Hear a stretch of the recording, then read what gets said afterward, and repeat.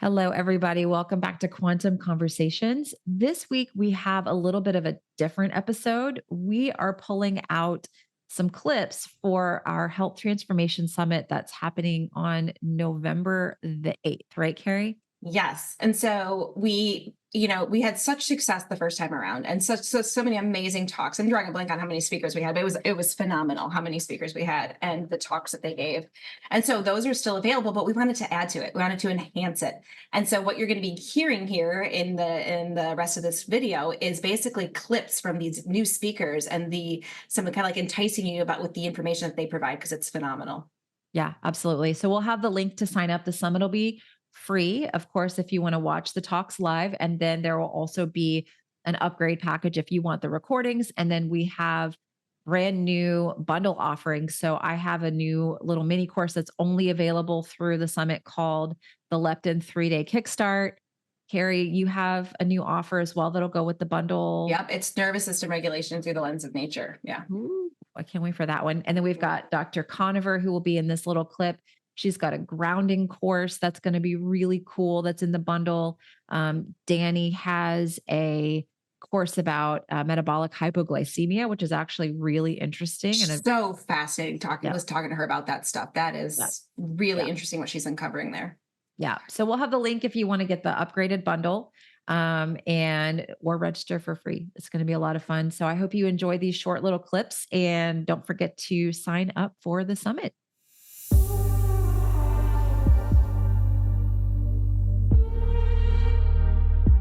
Have Daniel White as one of our honored guests. Now, I've known Daniel for, I want to say, about 2, 3 years now. And I just have been blown away with the work that he's doing, particularly with our children and teenagers and helping them with circadian disruption. And just to share a little bit of the experience that I've had over the last 6 or 7 years of initially working with families in a private formal coaching setting, and then to registering a charity and providing education on a mass scale within schools and conducting research and sharing tools as well as learnings, around circadian health, around light exposure, around quantum biology, and, other factors of health and well-being as well. One of the things that first inspired me to reconsider the approach that I was taking in my business and in my life was when I worked with a family, and I came to sit down at their dinner table one day, and I said to them, well, how's the last week been? Have you worn your blue light blocking glasses? Have you eaten the foods that you were interested in exploring? And, there was muffles around the table. Oh, I was busy, I was stressed, and that was coming from the parents, right? And you've got these 13 and 14-year-old children, boy and girl, I can remember them clear as day, looking at mum and dad saying, why haven't you been doing it, mum and dad? Why haven't you been doing that thing that makes you feel better? And that it links back to what you were saying about, children experiencing, let's be real, like an epidemic of mental health related issues. We don't have to name them and tame them. It's a spectrum all the way from, fatigue and exhaustion through to some of the most severe psychiatric illness that we see.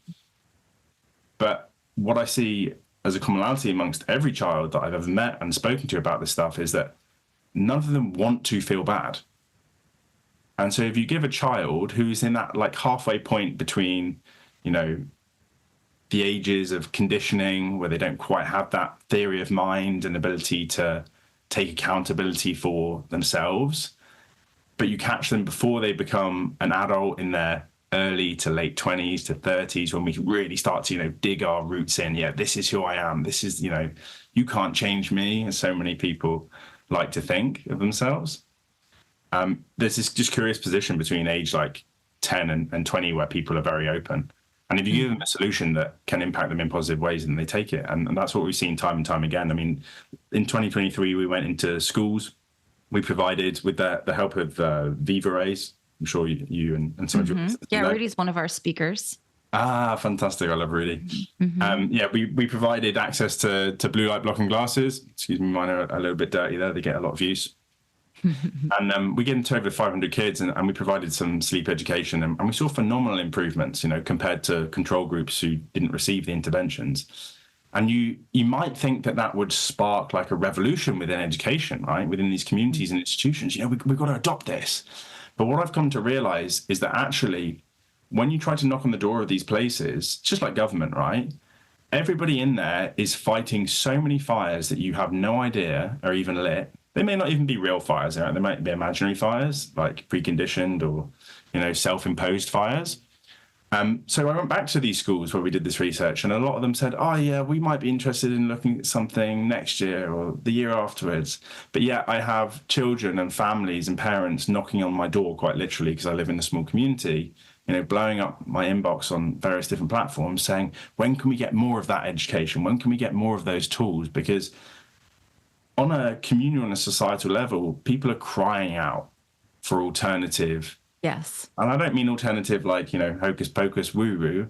I mean other options, in relation to those which are currently given, which are usually psychiatric medications. Yeah. Or, counseling, all of which have their place, as we know, but they are short-term solutions to long-term problems, and that doesn't work. So I think the most exciting thing in relation to the research that we're doing, and I like to talk a bit more now about communities, because when I go into a school, a school is an entity, right? It's a formal entity, but within that school, because a school isn't a person, right? Within that school is a community of people, and it's people who want change and embrace change, and it's people who come together and generate accountability and motivation and camaraderie and all of those things that can result in the possibility of a completely alternative future for our entire species on planet Earth. I think people are very open to this information. It's just not readily available. Like you said, it's the pushing of the drugs. And I think people are more willing to talk about food, but that's a hard one for a lot of people to change, to tell. There's a whole lot of lobbying going on around food right now, and people are raising awareness about the food. And I agree. The food that we're giving our families is terrible, and we need to do better. But I find that changing the light is an easy fix a lot of the time. And when we look into the science around circadian biology and see what light actually does to our physiology, I'm a big believer in change your light and the food will be easier to deal with. You'll have less cravings, you'll have less appetite issues, and then you can change over to healthier foods and be more open to that information. So I don't know how you feel about that, but I feel like everyone's talking about the food, but no one's really talking about the light and how that impacts to our body's proclivity to crave all of these specific foods, that the kids are so addicted to. Yeah, no, I agree with you wholeheartedly. I mean, all of these issues are complex, right? Mm-hmm. And they become more complex the further you dive into certain communities which are perhaps estranged or are not as well resourced. And food is a very complex one, right? Because we eat polarizing, complex. Yeah, I mean, we eat for reasons of spirituality. We eat for reasons of hedonism. We eat for reasons of nutritionalism. We eat because of our budget. We eat because of our friend groups. We eat because of our emotions. We eat to celebrate. We eat to, douse our fears, all of these sorts of issues. And certainly when you make changes to nutrition appropriately, you can feel improvements in your energy and whatnot very quickly. Mm-hmm. But with light, there is an upfront investment in terms of educating yourself and perhaps, a couple of tools that you need to invest in. But these are things which are low-hanging fruit. I've got Danny back. We're going to talk about metabolic health. And, I think this is an area of underserved people that are kind of having this metabolic hypoglycemia, which is essentially like they're needing to eat every 2 hours. Like they're unable to tolerate a lot of sunlight. They're just in a bad situation. So we really want to talk to those people today, right, Danny? Yeah, I see so many people like this, Sarah. So I started out in working in like the blood sugar world, and I obviously see a lot of people with high blood sugar because that's most common. And I do apologize for this sweet distraction over here. It's just so, but I started seeing, a lot of people with high blood sugar. But when I was having my issues with metabolic health, I did not have high blood sugar. I didn't test it a lot back then. But when I Mhm. went to the doctor, my blood sugar was 60, 63. I was shaky. I was dizzy. My head felt like a balloon. I almost Mhm. passed out getting fasting blood work. And meanwhile, I had PCOS. I was trying to get to the root of it. And no doctor said boo about my blood sugar, even seeing it that low. And Mm. then I started, and I also was a person who was like snacking and grazing every couple of hours. I had this intolerance to being hungry because Mm. hunger for me felt really bad in my body. And unbeknownst to me, it was because it was kind of this blood sugar crash where my body was not able to burn the fuel that it had stored on it between meals. And that is like really the key to a healthy metabolism. And so when I started practicing, I would also see people with some of these same symptoms that I had, this sort of hypoglycemic pattern of people. And they like the approach to helping them, you can't use the same tools you do with people who have higher blood sugar, but eventually that is where you want to get to. So it's a little complex. So with my people with hypoglycemia, sometimes we almost have to go backwards Mm. before we can go forwards. So for example, certain things that may help someone who has chronically high blood sugar, high insulin, high leptin would be things like a ketogenic diet, circadian aligned intermittent fasting, not eating between meals, not eating before bed, heat and cold exposure, the stress, like these healthy hormetic stressors, exercise, building muscle. But the people that I see, they can't tolerate these things. They can't Mhm. tolerate heat, so they can't go out and get sunlight. They can't, oftentimes, they crash. If they walk, their blood sugar feels like it's crashing. Even after a hot bath, sometimes, or a Mhm. shower, they can't drive sometimes without feeling like they're going to pass out. They need to eat every couple of hours. And then if you say to them, well, don't eat between meals, they're like, are you kidding me? Like, I would feel so bad. So Or they don't have, snack before bed. I get yeah, that a lot too. Anytime I talk yeah, about how eating before bed is not healthy for your metabolism, I get a slew of people who are like, if I don't do that, I will be sick. Like I have to eat a bedtime snack. And then sometimes I have to wake up in the middle of the night and eat. I'm like, yep, whoa, yeah. help, The, 911. yeah, these are the people that I see as well. And so a lot of times people will get into a place where they're kind of managing things. So they say like, okay, if I eat 6 or 7 times a day, and as long as I have my bedtime snack, and then sometimes if I wake up and I eat between, like, then I'm sort of keeping things at bay. But what that really is just managing your blood sugar. But what it's doing at the root is it's actually, as you know, Sarah, worsening the hormones that Mhm. regulate all of this. Because if we're having to eat before bed, we want you to do it if you need to at the moment, but that's not a long term healing Mm-mm. strategy. It's kind of Mm-mm. like training wheels, right? Mhm.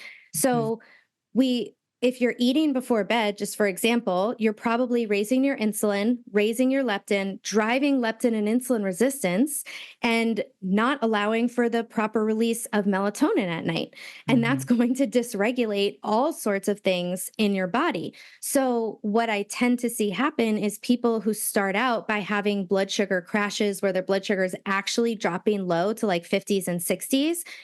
It starts to happen that the crashes or these feelings of dizzy, shaky, hangry, anxious, heart palpitations, nausea, headaches, extreme hunger, cravings, those start to happen at higher and higher numbers. So then Mhm. we see people saying, my blood sugar feels like it's crashing anytime it goes below 90.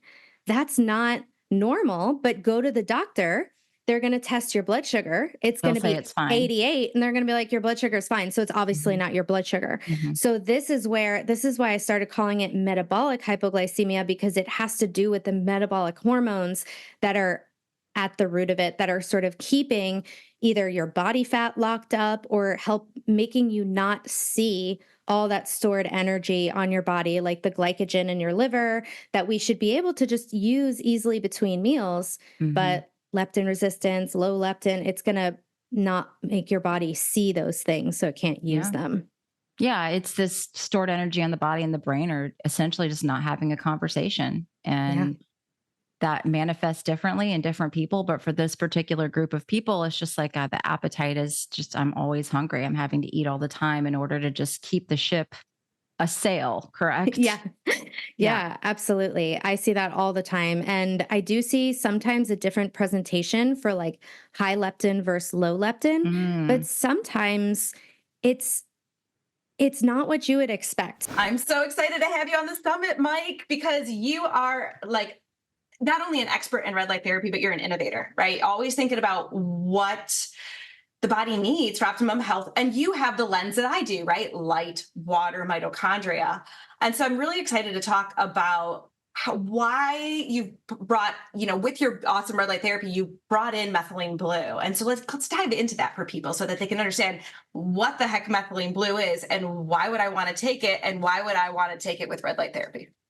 A lot of great questions, Carrie. So let's get started. So like you, my passion has become mitochondrial health and mitochondrial function, something I didn't have an appreciation for even 5 or 6 years ago. I'm a physical therapist by trade. Serendipitous events led me to red light therapy. Red light therapy led me to learning about the mitochondria.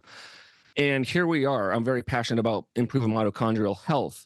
And I love your education because it's like, what are the natural ways? Going outside, getting sunlight, grounding, getting negative ions by the ocean or wherever you can. There's a lot of quote unquote free ways to do it. And so for better or worse, a lot of what my technology is essentially like a man-made solution for a man-made problem, meaning we're never outside enough, we're inundated by non-native EMFs and blue light indoors, so we're compounding our issues. I know I'm preaching to the choir here. So, for example, like red light therapy, we really wouldn't need it if we were like probably even our parents, let alone our grandparents, who are constantly outdoors, rarely inside, and the light was a completely different situation indoors. So this mitochondrial dysfunctional epidemic has happened because of our new modern lifestyles. So red light therapy, one of the easiest or most effective and safest ways to improve mitochondrial function when used appropriately. So that got me digging down these rabbit holes.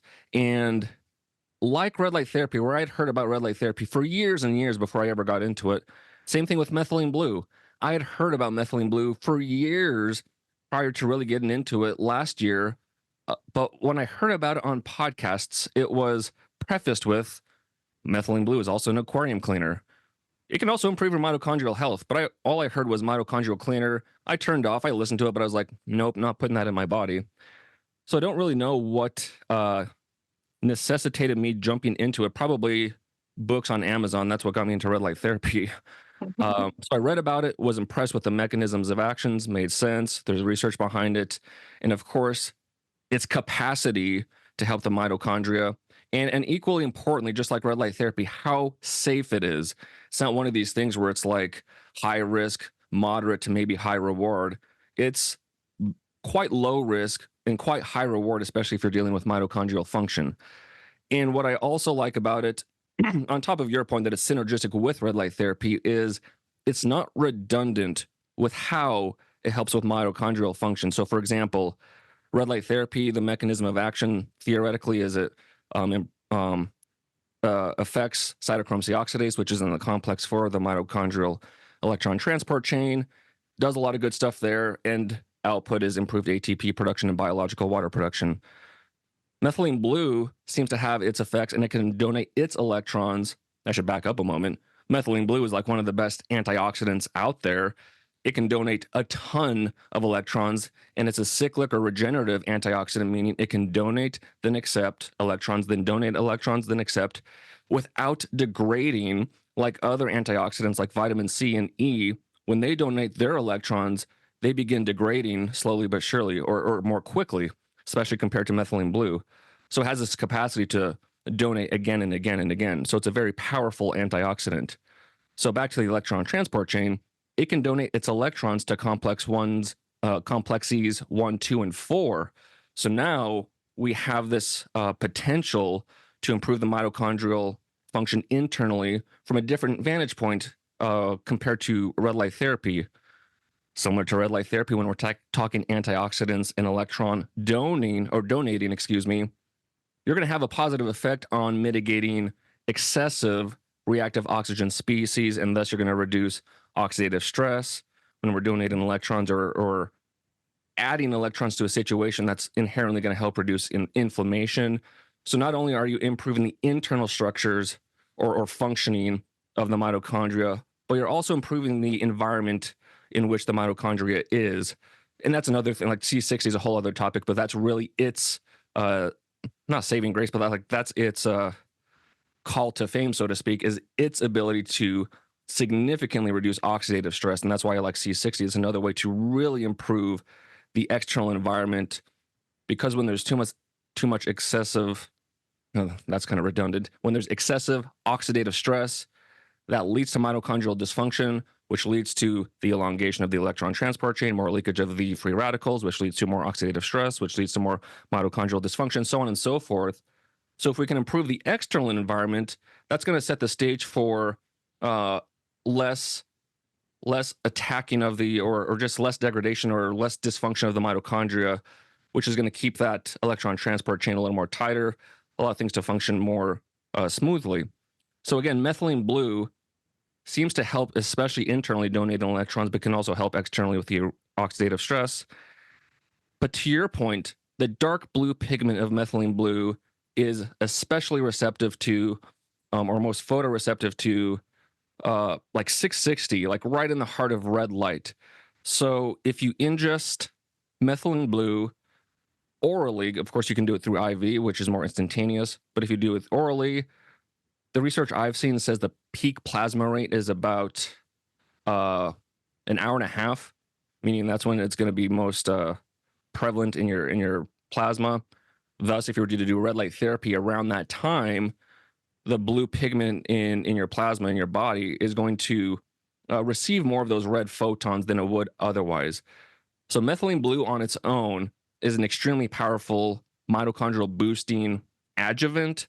Red light therapy on its own is extremely powerful at improving mitochondrial function in a myriad of ways, together very synergistic. So you can do one or the other, but doing both seems to lead to this very powerful 1-2 punch. We want to talk a little bit about why we both use more red light therapy in the winter really quickly. Yeah, absolutely. Come summer, it is so easy for me to pop outside for 5 minutes here, 10 minutes there, take the clothes off and just soak up the natural light, right? And I know you do, I know you do the same. And it's beautiful because we're getting all of those red and near infrared wavelengths from the sun and imparting all those healing benefits from sunlight. But come, November, December in Michigan, there's very little opportunity for me to do that. It's just too cold, and so I'll go outside and get my light signaling through my eyes, but my skin really, that infrared and red that I want to absorb through my skin is just lacking. And so that's why I would highly recommend, if you live in an environment like that, you consider using a red light therapy panel in the winter. It can be the biggest game changer. Yeah. And we both love the Bon Charge Mini. This is super convenient. You can take it with you traveling. You guys don't know, when I'm recording the podcast, half the time I have it on my low back or somewhere in my body to mitigate some of this blue light. And for the months of November and December, you can use the code QuantumPod25 for November and December only to get 25% off the panel or anything on the Bon Charge website. Carrie and I are both big fans.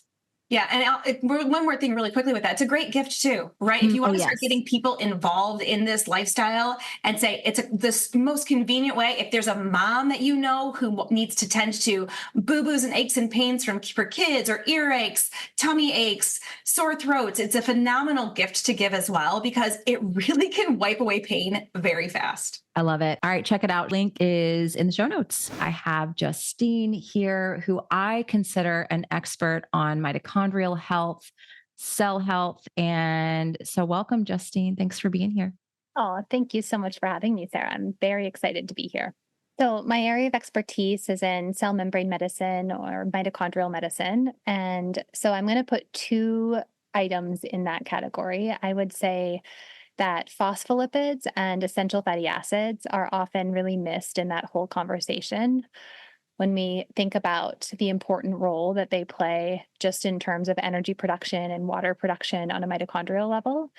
Oxidative phosphorylation occurs on a phosphatidylethanolamine membrane. So that membrane is rich in that specific phospholipid. And so if we don't have adequate amounts of that phospholipid, which also synthesizes another phospholipid called the cardiolipin. And that cardiolipin is really crucial for maintaining the structure of the inner mitochondrial membrane and really the integrity of that membrane. And it also houses complex 1, complex 3, and complex 4.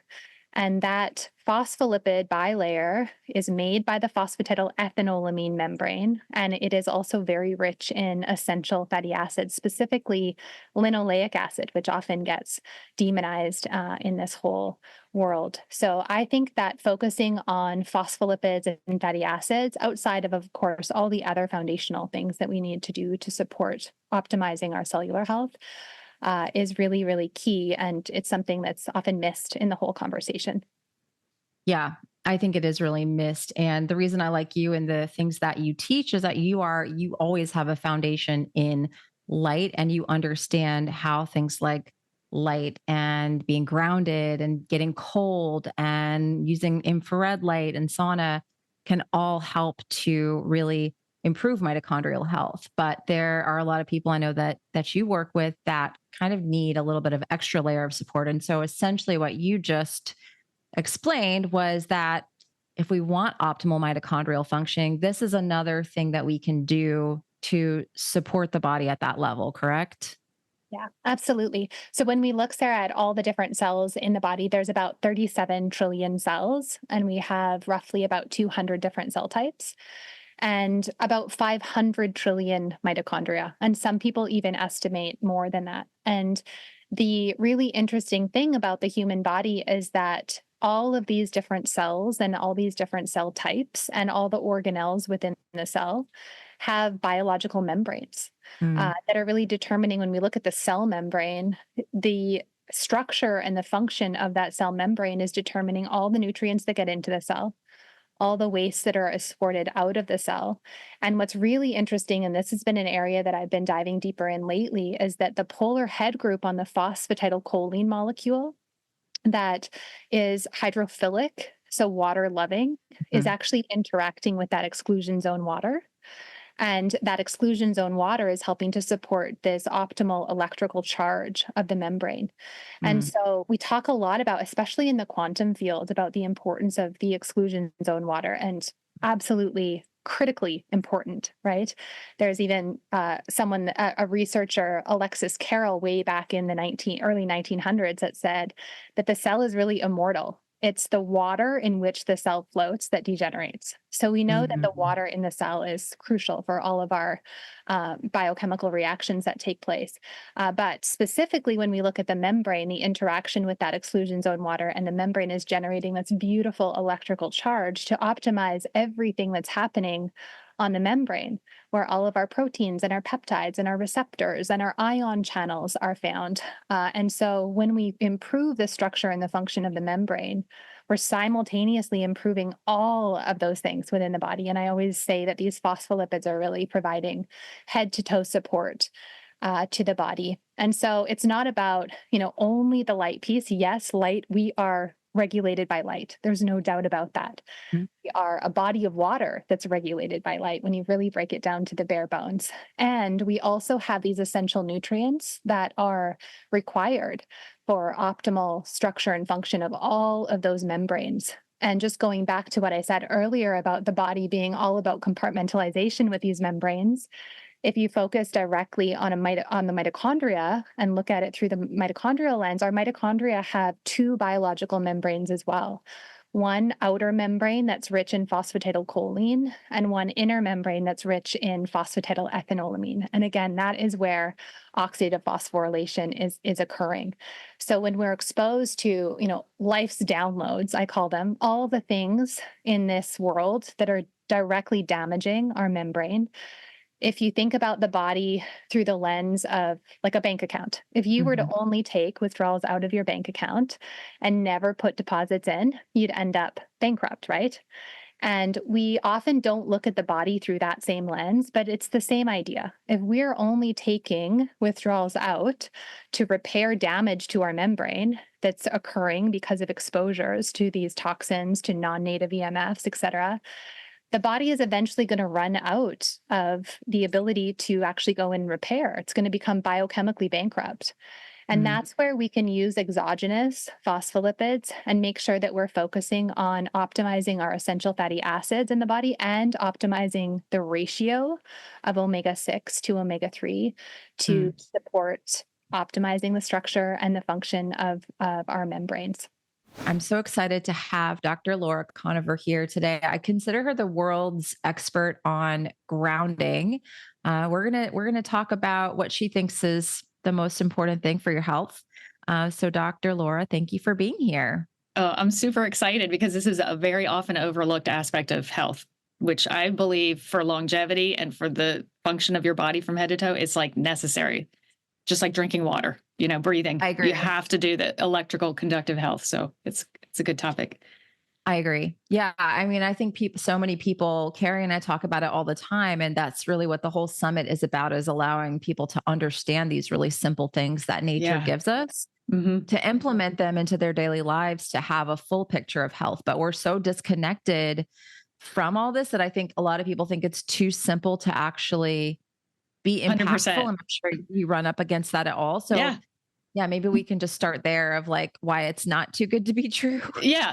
Well, 100%. The biggest barrier for people doing it is that it's so simple that people are suspicious. They're like, why would I need to be on the earth or touch the earth? And it's kind of so obvious. Like, we didn't be separated from the earth except for a couple hundred years ago when we discovered plastic and insulation and, rubber tires, all that stuff. And we didn't pollute the earth with electrical smog before we invented our own man-made electricity. So it was the most natural thing for ever. And then in the past 150 years or so, it's become unnatural. And now people are suspicious of it just because of that one little pocket where we've isolated ourselves. And now that's the norm. So it's the weirdest thing. But yeah, it's real. There's not just, I feel better when I'm outside, so I think maybe. I'm talking about double-blinded medical studies showing that there is an instantaneous shift to how your brain functions, an instantaneous shift to how your heart literally beats and the health of your cardiovascular system, an instant change in the muscle tension throughout your entire musculoskeletal system, and then long-term benefits too.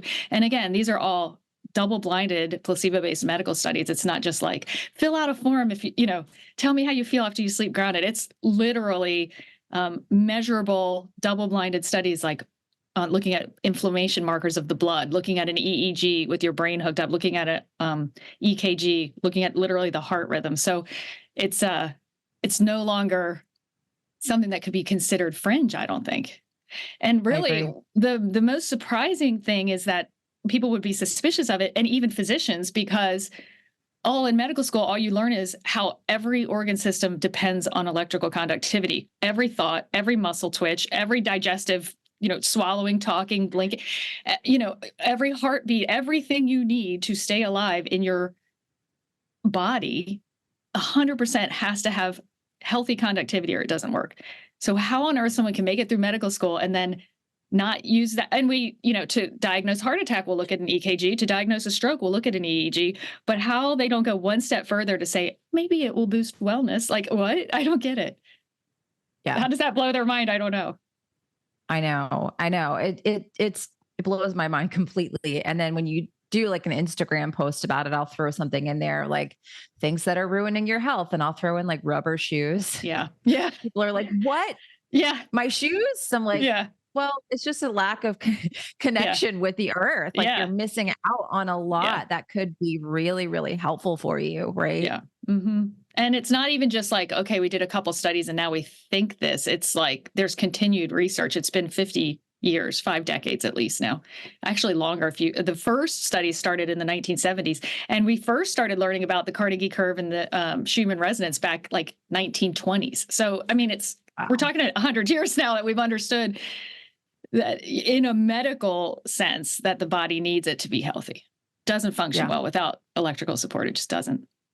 Yeah, absolutely. And so that, I mean, a lot of people will, because like I said, our lives are really, really built up to disconnect us, to discourage us from touching the ground, touching the earth. Some of the things that I will get a lot of pushback on is, well, I don't want to touch the earth. I don't want to get bit by bugs or get parasites. There's no grass where I live. Mhm. I get a lot of stuff like that. So how could we talk to some of those people that are concerned about those things? Oh my gosh, so easy. Because this is something that a lot of people miss because they think it has to be through their feet. It has to be barefoot. And agreed with you, not just that people don't like that on a sensory level, but maybe sometimes on a safety level.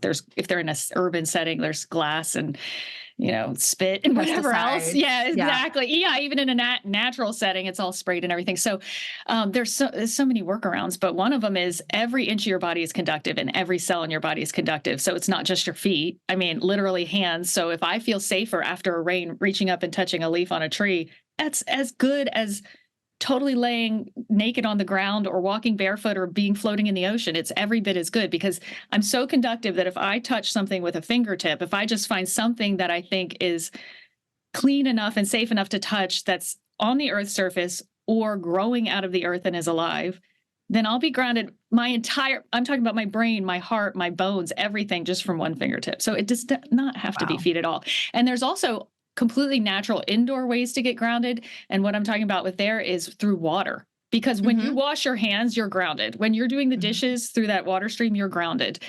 So there's lots of ways to be grounded that don't even require, because I know, it's winter. And so people are like, I'm definitely not going barefoot. But you can get grounded through your hands. That's a lot easier to keep warm in pockets. There's also, conductive gloves you can wear, so you don't even have to have exposed skin. But even when you're inside and you're just, washing your dishes under warm water, you're literally grounded the entire time. Or in sheltered places, like I do a lot of grounding in the winter because I do hate the cold. So I do go into my garage, which is a cement slab, which is conductive and allows the earth's energy right through. So in my garage, I have this little, grounding corner where I have a chair and literally a space heater and a blanket. And I put my feet on the ground there in the winter because it doesn't matter if it's snowing or raining outside. So there's so many ways that you can still connect to the earth naturally and directly, just you and your body and the earth, even in a protected, sheltered way. If you're motivated, that's the thing. You have to be motivated to do it. You have to figure it out. Carrie and I decided to jump on this interview together because our guest really just aligns with us and we're really excited to have him here. So Alec, welcome to the Health Transformation Summit. Thanks for being here. So this is an abridged version of my presentation, Reframing the Infectious Disease Paradigm. Before we get started, I typically go into great detail on virology, but for the sake of this presentation, I just want to give a little taste of how fallacious the germ theory actually is. So that's what we'll be getting into for this abridged version of my typical presentation, Reframing the Infectious Disease Paradigm. Okay, so if you tell a lie big enough and keep repeating it, people will eventually come to believe it. This comes from Joseph Goebbels, the Nazi minister of propaganda. And there was another statement made by another propagandizer, if that's the correct word, propagandist, from the Third Reich, who said that essentially if you tell the big lie and focus on the big lie, the people will believe it because they can't fathom themselves telling a lie so big. And another quote to add for additional context as it relates specifically to false beliefs that are fundamentally a lie or fundamentally unproven or disproven is that our beliefs control our bodies, our minds, and thus our lives. Human beings have a great capacity for sticking to false beliefs with great passion and tenacity. Okay, so according to the National Institutes of Allergy and Infectious Diseases, NIAID, communicable diseases, also known as infectious diseases, are disorders caused by organisms such as bacteria, viruses, fungi, or parasites. These diseases can be spread through respiratory droplets that are produced when an infected person talks, coughs, or sneezes, close contact with an infected person, such as touching or shaking hands, contaminated surfaces or objects that have come into contact with an infected person's bodily fluids. And that last part comes from the CDC. So this is what we are taught to believe for the overwhelming majority of the world from a young age, right? And one could argue that we see, quote, evidence of this in our daily lives. But I like to start with a sort of thought experiment on how evidence can be misleading. What we're also told from a young age is that on December 24th through 25th, a guy in a red suit with a white beard flies across the earth and delivers presents to all the kids who've behaved well. Now, one might say that the countless things in our environment reify or reaffirm those that belief that this guy in a red suit known as Santa Claus is flying across the sky. And that list of things includes the songs, the decorations, the excitement felt amongst the kids and all the families, the movies. You're following Santa's trajectory across the sky on the Santa Claus sleigh tracking app. One might even say that more direct evidence could be that when my parents tell me that I've been a good kid this year, so Santa Claus is going to bring me presents, I have measurable and observable excitement in my body. Versus if I'm being a bad kid and my parents come up to me and say, hey, if you don't behave, Santa's not going to bring you gifts, or hey, you've not been good this year, so Santa's not bringing you gifts. I experience measurable and observable fear. I have a biological response to the idea of Santa Claus. And then, of course, on Christmas morning, I wake up, I find presents under the tree, I find pieces of beard in the fireplace, I find half-eaten cookies and milk, I find a bunch of things that confirm that Santa Claus is the cause for this phenomenon. But the reality is, as many of us know, despite it being the best fit model when we're kids, and despite all of these things in our environment clearly at the time indicating us the existence of Santa Claus, we come to learn that no, there's actually no evidence for Santa Claus causing this phenomenon, nor that Santa Claus exists. And there are plenty of other plausible explanations for the cause of these various phenomena. So just keep that in mind as we continue on with this presentation.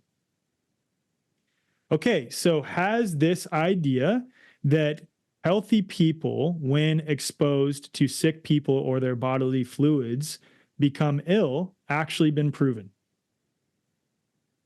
Okay, so we're going to be getting into some third, fourth grade, fifth grade level stuff here, meaning that it's stuff that we all should have learned at some point, even if we went to public school.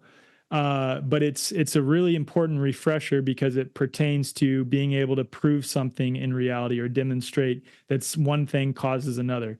So natural science is essentially the study of natural phenomena. You're trying to ascertain what causes an observed natural phenomenon, essentially, right? You're trying to figure out what is the cause of that observed natural phenomenon.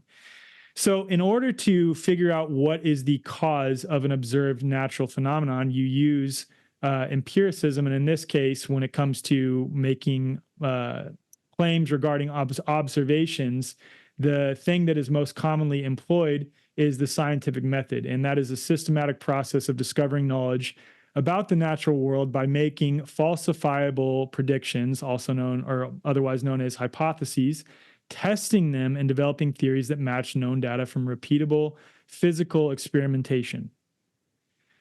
So the steps of the scientific method that we all should have learned are as follows. You observe a natural phenomenon, you formulate a hypothesis, your independent variable is the presumed cause, and the dependent variable is the observed effect.